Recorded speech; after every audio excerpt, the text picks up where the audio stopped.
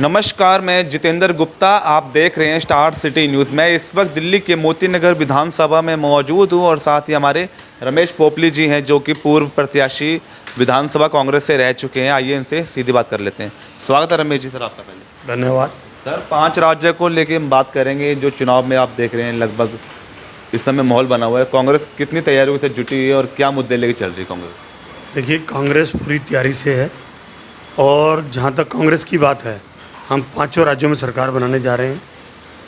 तेलंगाना से लेके चाहे मध्य प्रदेश हो, छत्तीसगढ़ हो, राजस्थान हो, मिज़ोरम हो, हम 5 राज्यों में सरकार बना रहे हैं। ऐसा आपको क्यों लग रहा था इतना कॉन्फिडेंस के साथ? देखिए, जहाँ तक पहले मध्य प्रदेश से शुरू करें तो मध्य प्रदेश में शिवराज सिंह चौहान जी की जो सरकार है, आपको पता, वो भी एक तरह से फौजदारी करके या गुंडागर्दी करके, चीटिंग करके दोबारा बनाई गई।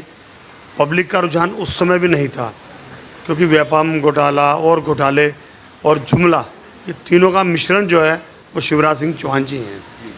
तो इसलिए वहाँ पे पब्लिक उनको पसंद नहीं करती। और आज की तारीख में भाजपा में वहाँ इतनी लड़ाई है आपस में, आप सोच नहीं सकते। क्योंकि पब्लिक को जब फेस करना पड़ता है तो लड़ाई वहाँ शुरू होती है। जब टॉप वाला आदमी कहे जी मैं एक काम करूँगा और बॉटम वाला कहे सर काम नहीं हो रहा, पब्लिक हमें मारने को तैयार है, और ऊपर वाला करने को इंटरेस्टेड नहीं होता, तो वहाँ पे सरकारों की भद पिटती है। तो इस बार लगता नहीं सर मोदी जी का जादू चलेगा इस बार, या राहुल गांधी जी का कहीं ना कहीं चेहरा रहेगा? आप मीडिया से हैं, आप खुद समझदार हैं कि आज की डेट में मोदी जी के चेहरे की टीआरपी और राहुल जी के चेहरे की टीआरपी क्या फ़र्क है। अगर इतना पैसा लगा के राहुल जी को बदनाम करने में कसर नहीं छोड़ी, और उनसे ज़्यादा पढ़ा लिखा कोई इंसान नहीं है। कम से कम डिग्री असली, सोच असली, काम करने का तरीका असली और ज़बान असली, पब्लिक के बीच में मिलने का व्यवहार असली, प्यार मोहब्बत और मोहब्बत की दुकान असली।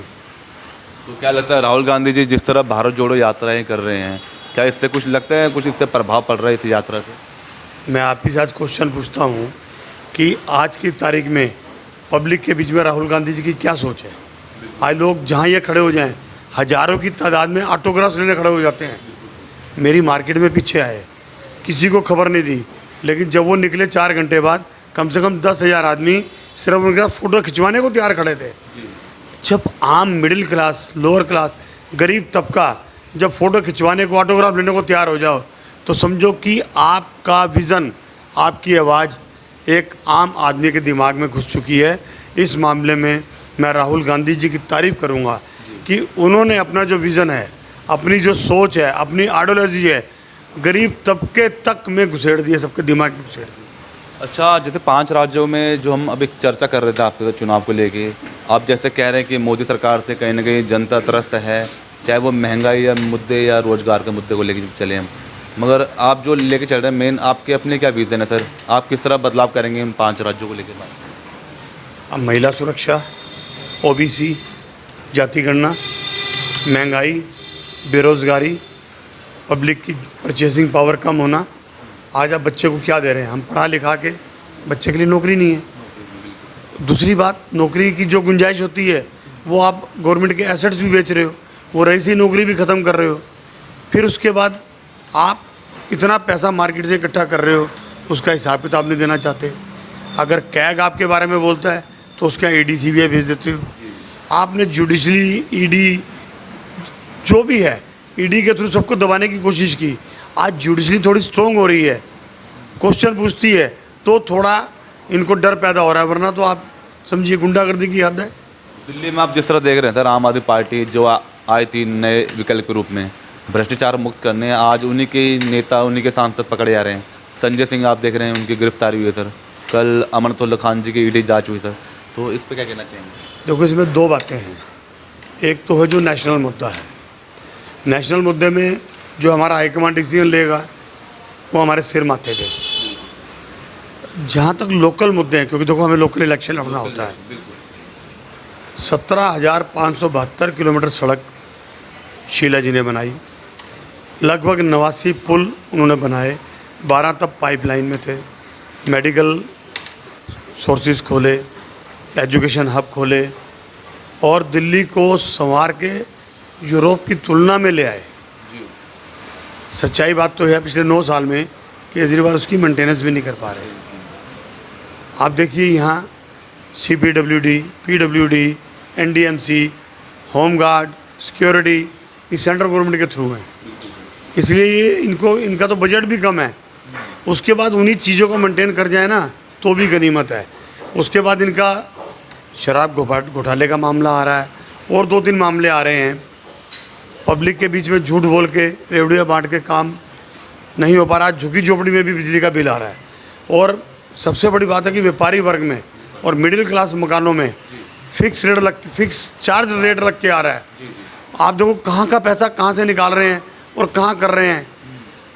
ये भी एक जुमलों की, दोनों की सरकारें जुमलों की हैं। सर अब तो इनकी MCD में भी सरकार इनकी है और लगातार आप देख रहे हैं डेंगू के प्रकोप लगातार बढ़ता जा रहा है, केसेस बढ़ते जा रहे हैं, स्कूलों में भी कहीं ना कहीं बच्चे सेफ नहीं हैं आज, तो इस पर क्या कहना चाहेंगे? दिल्ली में जब कोरोना आया सबसे पहले बोलने वाले राहुल जी के बाद लोकल हम ही लोगों ने शोर मचाया। 145 दिन रसोई चलाई, ऑक्सीजन के टाइम पे 12-12 घंटे 18-18 घंटे हमने काम किया, लोगों को ऑक्सीजन के सिलेंडर प्रोवाइड कराए। प्रशासन बिल्कुल खामोश था, इनको नहीं पता हॉस्पिटल में क्या है। लोग हॉस्पिटलों में दम तोड़ रहे हैं, ICU बेड नहीं थे। 3 महीने तक प्रशासन कहीं नहीं जागा। सेम वही पोजीशन है आज डेंगू में। ये आंकड़े ही नहीं बता रहे कि डेंगू की क्या पोजीशन है। लोगों की इतनी बुरी हालत है। कहाँ है आपके मोहल्ला क्लिनिक, कहाँ है आपके मेडिकल सर्विसेज? सब जीरो हैं और इसके लिए झूठ बोले जा रहे हैं। मीडिया में कोई न्यूज़ नहीं दे रहे आप। तो अरविंदर सिंह लवली जी से दिल्ली अध्यक्ष बनाया गया है जब से, तो क्या अब तक शुरुआत हुई उनके आने से और आने वाले जो चुनाव आ रहे लोकसभा को लेके, तो क्या लगता है इस बार आपको? देखो दिल्ली में शीला जी के बाद काम बहुत हुआ। शीला जी के टाइम पे बहुत काम हुआ। शीला जी के बाद नहीं कहूँगा, शीला जी के टाइम पे बहुत काम हुआ। शीला जी के बाद थोड़ा सा शून्य सा आया।